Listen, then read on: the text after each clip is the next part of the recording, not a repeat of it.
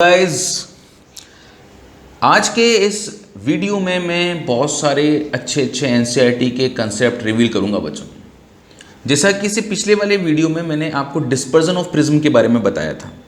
अगर आपने वो वीडियो नहीं देखा है तो ज़रूर देख लेना, क्योंकि उसी पे बेस्ड ये उसका सक्सेसिव वीडियो है, जिसमें मैं दो बहुत इंपॉर्टेंट सवालों के जवाब दूंगा और इस वीडियो के लास्ट में एक स्पेशल क्वेश्चन होगा आपके लिए।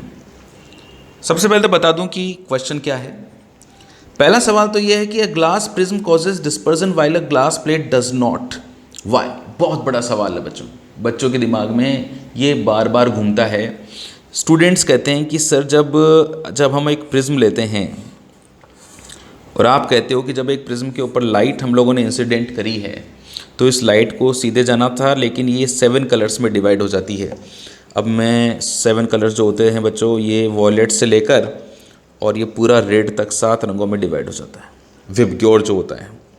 लेकिन जब हम यही चीज़ किसी ग्लास स्लैब पर करते हैं, एक ग्लास स्लैब के ऊपर जब वाइट लाइट डाली जाती है तो ये लाइट ये 7 रंगों में क्यों नहीं डिवाइड करता है इसको। ओके, तो देखो, सबसे पहले तो मैं इसका मैथमेटिकल आंसर देता हूँ कि मैथ से कैसे निकालें, और फिर हम उसको कॉन्सेप्चुअल देखते हैं। एक्चुअली क्या होता है बच्चों, यहाँ पे जो एंगल ऑफ प्रिज्म है ना वो ए है। मैंने आपको बता रखा है कि एंगल ऑफ प्रिज्म जो होता है वो प्लेन ऑफ इंसिडेंस और प्लेन ऑफ इमर्जेंस के बीच का एंगल होता है। तो यहाँ पे जब ये 7 कलर्स में डिवाइड होते हैं तो 7 रंग बटे हुए होते हैं, और यहाँ पे जो डेविएशन होता है उसका फॉर्मूला होता है μ-1 इंटू 1। थिन प्रिज्म के लिए ये फॉर्मूला हुआ करता है। ए जितना ज़्यादा होगा उतना ज़्यादा डेविएशन इनका ज़्यादा होगा, ये उतना ही ज़्यादा फैला हुआ होगा आपका स्पेक्ट्रम। लेकिन जो हमारा प्लेन स्लैब जो अपन लोग लेते हैं, ग्लास स्लैब, इसके जो दोनों फेसेस होते हैं ये एक दूसरे के पैरेलल होते हैं। प्लेन ऑफ इंसिडेंस और प्लेन ऑफ इमर्जेंस दोनों एक दूसरे के पैरेलल हैं। इन दोनों के बीच में कोई एंगल ही नहीं है, तो इसके लिए जो एंगल ऑफ प्रिज्म है वो ज़ीरो है। और एंगल ऑफ प्रिज्म ज़ीरो होने के कारण जो डेविएशन होता है, क्योंकि इसका ये फॉर्मूला है, तो डेविएशन की वैल्यू ज़ीरो आ जाती है, क्योंकि angle of prism he zero है। तो यहाँ पे डेविएशन ही नहीं होता लाइट का, और इसलिए वो 7 कलर्स में स्प्लिट नहीं होती। उसको हम लोग डिस्पर्जन नहीं बोल सकते। तो आखिर होता क्या है, देखो यहाँ पे भी जब लाइट ऐसे आई तो आप लोग जानते हैं कि ग्लास के अंदर सबसे ज़्यादा तेज़ स्पीड से कौन चलता है बच्चों? Red colour. क्योंकि जब हम लोग विबग्योर की तरफ जाते हैं 7 कलर्स में, तो इधर से इधर जाने पर आपको पता है लैम्डा इंक्रीज़ होता है, सबसे ज़्यादा लैम्डा रेड कलर का होता है। और आप ये भी जानते हैं कि V = n लैम्डा होता है, तो फ्रीक्वेंसी कभी चेंज नहीं होती। तो जिस कलर का लैम्डा सबसे ज़्यादा उस कलर की स्पीड सबसे ज़्यादा। तो सबसे ज़्यादा स्पीड रेड कलर की होती है, सबसे कम स्पीड वॉयलेट कलर की होती है। तो वॉयलेट कलर की स्पीड सबसे धीमी हुई, मतलब ग्लास ने बिल्कुल स्लो कर दिया वॉयलेट को। तो वॉयलेट का जो डेविएशन होता है वो सबसे ज़्यादा होता है। इस लाइट को ऐसे निकलना चाहिए था, लेकिन ये लाइट जो है वो इस तरफ बेंड हो जाती है, और उसमें भी सबसे ज़्यादा बेंड होता है वॉयलेट कलर, और जो सबसे कम बेंड होता है इस तरफ वो होता है रेड कलर। और जब ये बाहर निकलते हैं वापस तो वॉयलेट कलर यूँ जाता है और रेड कलर ऐसे जाता है। तो आप कहेंगे कि सर स्प्लिट तो कर दिया, यहाँ पे भी किया था और यहाँ पे भी स्प्लिट हो रहा है, तो 7 रंगों में डिवाइड कर रहा है ये तो। और इसके बीच में बाकी के सारे कलर्स हैं, है ना। बाकी के सारे कलर्स कौन से बच्चों? देखो, ये वॉयलेट के बाद में इंडिगो, इंडिगो के बाद में ब्लू, ब्लू के बाद में ग्रीन, ग्रीन के बाद में येलो, येलो के बाद में ऑरेंज। बोले सर कर दिया इसने, तो आप ही करके बता रहे हो। तो एक्चुअली क्या हुआ बच्चों, इसने इस तरह से 7 रंगों में डिवाइड तो कर दिया, लेकिन मैं थोड़ा आगे की कहानी बताने जा रहा हूँ। एक्चुअली जब हम बात करते हैं ना तो हम ऐसे बोलते हैं कि वाइट लाइट की बीम डाली गई है, और जब हम आपको एक्सप्लेन करते हैं तो हम आपको बताते हैं एक रे का उदाहरण देकर कि एक रे आई और वो एक रे इस तरह से 7 रेज में ब्रेक हो गई। ये बात बिल्कुल सही है। ये जो पैरेलल ग्लास स्लैब है इसको 7 पार्ट्स में इस तरह से डिवाइड कर देगी। लेकिन देखो, इसके 7 रंगों में बंटना और यहाँ पे 7 रंगों में बंटने का जो तरीका है वो अलग अलग है। यहाँ पे देखो, ये वॉयलेट, वॉयलेट के बाद में इंडिगो, इंडिगो, ये रहा इंडिगो, इंडिगो के बाद में ब्लू। देखो, मुझे कोई ड्राइंग करने का शौक़ नहीं है, लेकिन वैसे मैं ऐसे तो नहीं कह सकता शौक़ नहीं, शौक़ तो है। लेकिन यहाँ पे मैं इतना आपको एक एक कलर इसलिए बता रहा हूँ क्योंकि मैं आपको समझाना चाहता हूँ कि आखिर ये हो क्यों रहा है।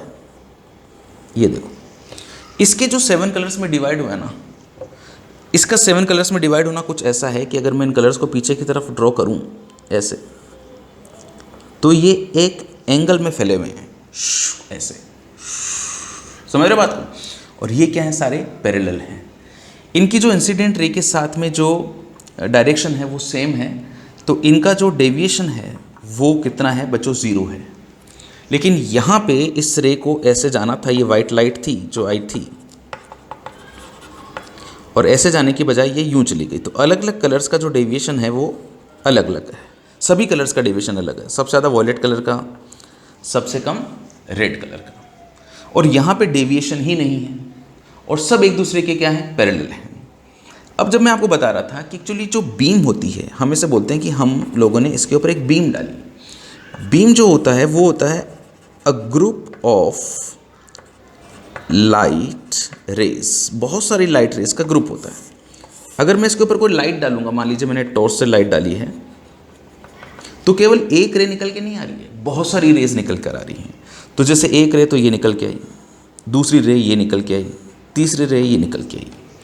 अब क्या होता है कि इनके सबके, ये रे भी यूँ जाएगी, यूँ जाने के बाद में इसकी भी जो रेज होंगी वो 7 कलर्स में ऐसे डिवाइड होगी। जैसे ये वॉयलेट,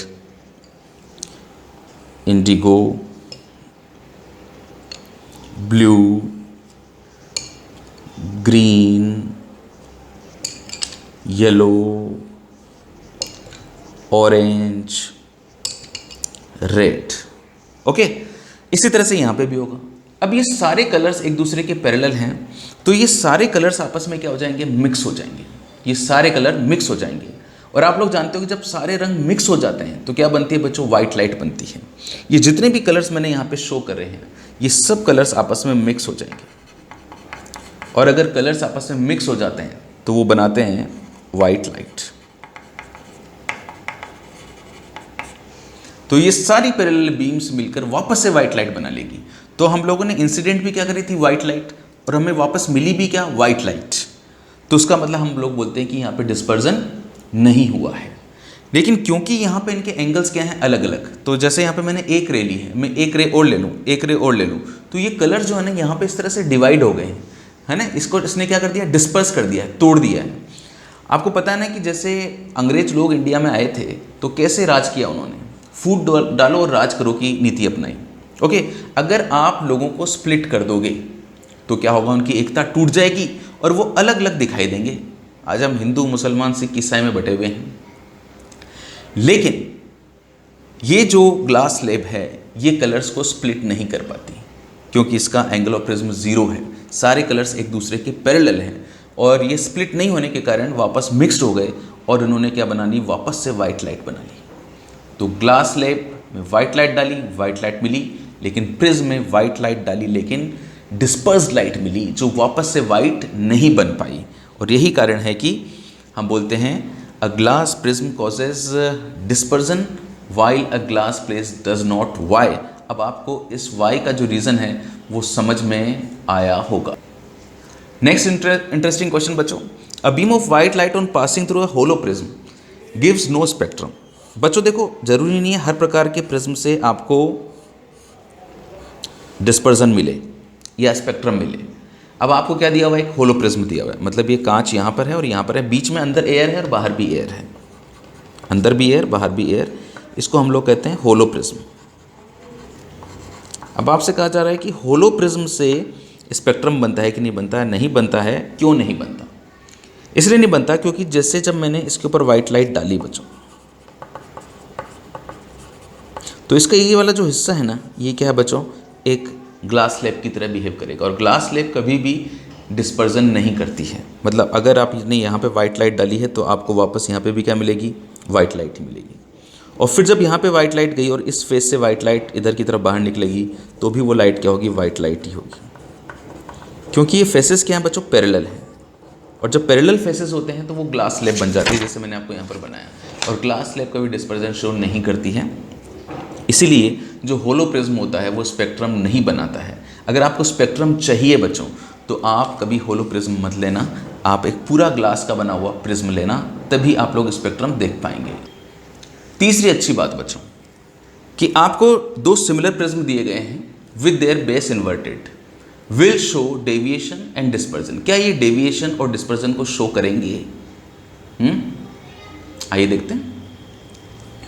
मैंने लिए हैं दो सिमिलर प्रिज्म, ये एक प्रिज्म तो ये और एक प्रिज्म दूसरा, लेकिन उसका जो बेस है वो क्या है? इन्वर्टेड है। ऐसे बिल्कुल एक जैसे प्रिज्म है, जैसे ये भी क्राउन ग्लास का बना हुआ है मान लीजिए, और ये भी क्राउन का बना हुआ है, या ये भी फ्लिंट का बना हुआ है, ये भी फ्लिंट। कैसा? मतलब सेम ले लो।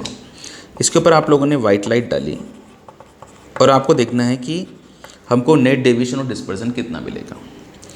तो मैं पहले डेविएशन चेक कर लेता हूँ। बच्चों डेविएशन अगर मेरे को निकालना हो तो उसका फॉर्मूला क्या है? पहले वाले का डेविएशन प्लस दूसरे वाले का डेविएशन। डेविएशन का क्या फॉर्मूला होता है? म्यू माइनस 1 इंटू ए। दूसरे वाले का भी म्यू माइनस 1 इंटू ए, लेकिन क्योंकि ये इन्वर्टेड है ना बच्चों, तो यहाँ पर मैं जो एंगल ऑफ प्रिज्म है वो माइनस में लिखूँगा। आप देखो इस पूरे से कैंसिल हो गया और ये कितना आया? 0 आया। इसका मतलब इस टाइप से दो प्रिज्म लगा दोगे तो नेट डेविएशन आपको 0 मिलेगा। अच्छा, अगर मैं तो ये तय होगा कि डेविएशन तो शो नहीं करेंगे। ज़रा देखते हैं डिस्पर्जन शो करेंगे कि चलेंगे। जो नेट डिस्पर्जन होता है तो मैं एंगुलर डिस्पर्जन निकाल लेता हूँ, पहले वाले का प्लस दूसरे वाले का। बच्चों डिस्पर्जन का क्या फॉर्मूला होता है? Mu violet minus mu red into A, और दूसरे वाले के लिए mu violet minus mu red. क्योंकि दोनों का मटेरियल एक है ना, तो मैंने यहाँ पे डैश नहीं लगाया, वही लगा दिया जो था। लेकिन क्योंकि उल्टा रखा है तो यहाँ पे मैंने माइनस ए लगा दिया, ये कट गया फिर से। ये कितना आया? 0। मतलब डिस्पर्जन भी शो नहीं करेगा। कहने का मतलब हुआ कि ये जो दो प्रिज्म अगर आपने एक जैसे ऐसे लगा दिए तो वाइट लाइट अगर आपने डाली है तो वाइट लाइट ही बाहर निकलेगी, और ये जो लाइट होगी फाइनल वाली, ये इनिशियल वाली लाइट के पैरेलल होगी, मतलब किसी टाइप का कोई डेविएशन नहीं होगा।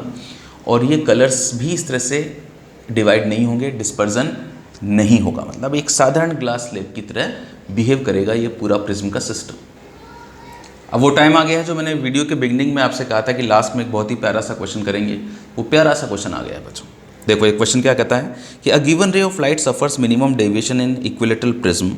ये जो प्रिज्म है ना P, इसमें ये मिनिमम डेविएशन की स्टेट में है। Additional prism Q and R of the identical shape and same material as P are now added.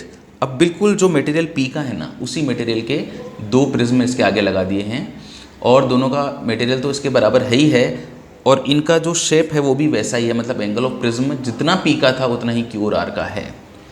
तो द रे विल सफ़र। तो अब क्या होगा इस रे के साथ में? कैसा इफेक्ट शो करेगी? ग्रेटर डेविएशन, डेविएशन बढ़ जाएगा। नो डेविएशन, बिल्कुल भी डेविएशन नहीं मिलेगा। सेम डेविएशन इज बिफोर, जितना पहले मिल रहा था उतना ही मिलेगा, या फिर TIR होगा। तो बच्चों जैसा कि मैंने आपको बताया था अभी थोड़ी देर पहले ही कि अगर मैं एक प्रिज्म के आगे बिल्कुल इसके जैसा दूसरा प्रिज्म लगा दूँ तो ना तो मेरे को कोई डेविएशन मिलता है, नहीं मेरे को कोई डिस्पर्जन मिलता है। एक सामान्य ग्लास स्लेब की तरह बिहेव करने लग जाता है। तो जब केवल P था तब कुछ डेविएशन था, लेकिन जैसे ही मैंने इसके आगे Q लगाया है तो अब ये दोनों मिलके तो क्या बन गए बच्चों?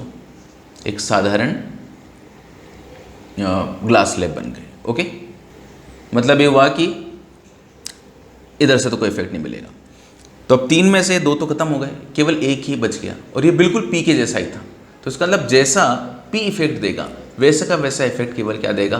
R देगा, क्योंकि P के इफेक्ट को इसने नलीफाई किया और जो इफेक्ट था उसे Q ने फिर जिंदा किया। तो कुल मिला के बताओ क्या आंसर होगा? Same deviation as before. Answer जो है इसका वो क्या जाएगा बच्चों? 3rd करेक्ट आंसर होगा। तो आई थिंक आप लोगों ने बहुत कुछ सीखा होगा बच्चों इस वीडियो में। इसी तरह से जुड़े रहिए फिजिक्स विद अरुण गौड़ पर।